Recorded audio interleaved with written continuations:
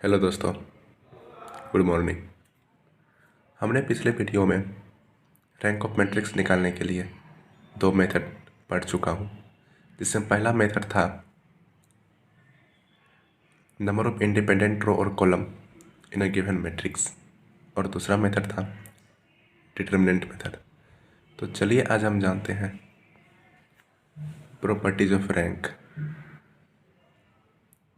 तो चलिए मैं शुरू करता हूँ। अगर किसी मैट्रिक्स का रैंक कोई मैट्रिक्स ए है, उसका रैंक उसके ट्रांसपोज के रैंक के इक्वल होता है। ठीक, तो अगर आप लोग बोलिएगा प्रूव करके दिखाने के लिए, तो मैं अगले वीडियो में ज़रूर इसको प्रूव करके दिखाऊंगा। और इसे में rank of A into A की power transpose is equal to rank of A होता है। अगर कोई मैट्रिक्स एम क्रॉस एन का है, तो उसका जो रैंक होगा ना, रो और कॉलम में जो मिनिमम होगा उससे इक्वल और कम होगा उसका rank.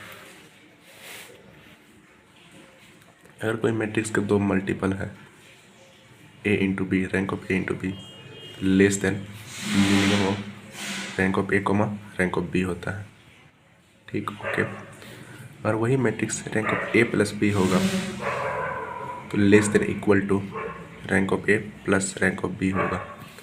Rank of A minus B का जो रैंक होगा का represent equal to rank of A minus rank of B. और आप लोग जानते होंगे जीरो मैट्रिक्स मतलब पूरा रो और कॉलम सब उसका जीरो होता है, तो उसका रैंक तो हमेशा जीरो ही होगा।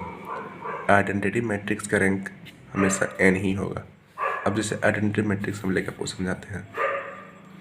3x3 का आइडेंटिटी मैट्रिक्स जो भी हो, 1 0 0 0 1 0 0 0 1, ये 3x3 मैट्रिक्स का आइडेंटिटी मैट्रिक्स है।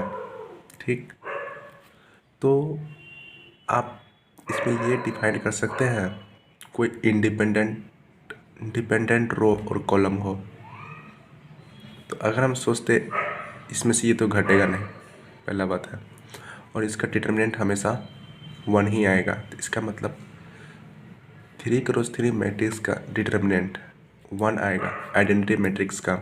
इसका मतलब इसका रैंक इज इक्वल टू किसके बराबर हो जाएगा, आपको रो और कॉलम के इक्वल हो जाएगा।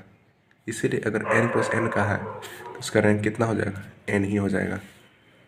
अगर यही rank of diagonal matrix, rank of कौन सा matrix, diagonal matrix is equal to number of non zero principal diagonal element.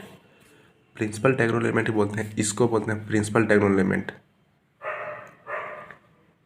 ठीक, ओके, आप लोग समझे। ये जो डायगोनल है, इस डायगोनल को हम बोलते हैं प्रिंसिपल, चलिए हम इसको बोलते हैं प्रिंसिपल डायगोनल एलिमेंट।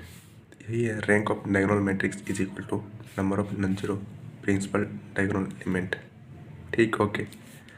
अगर एक चीज़ और बहुत बढ़िया चीज़ है, अगर किसी मैट्रिक्स n + n मैट्रिक्स है, ठीक है, उसका अगर रैंक n-2 की इक्वल आ गया, अगर मान लिया 4x4 का मैट्रिक्स है, ठीक है, कोई ए मैट्रिक्स है, तो इसका जो हमको रैंक आएगा ना, रैंक ऑफ ए 4x4, अगर 2 आ गया मतलब इसमें से 2 कम आ गया, तो आप लोग एक बहुत ही अच्छा दिया प्रॉपर्टीज है, rank of adjoint of A n का कितना हो जाएगा, 0 बन जाएगा।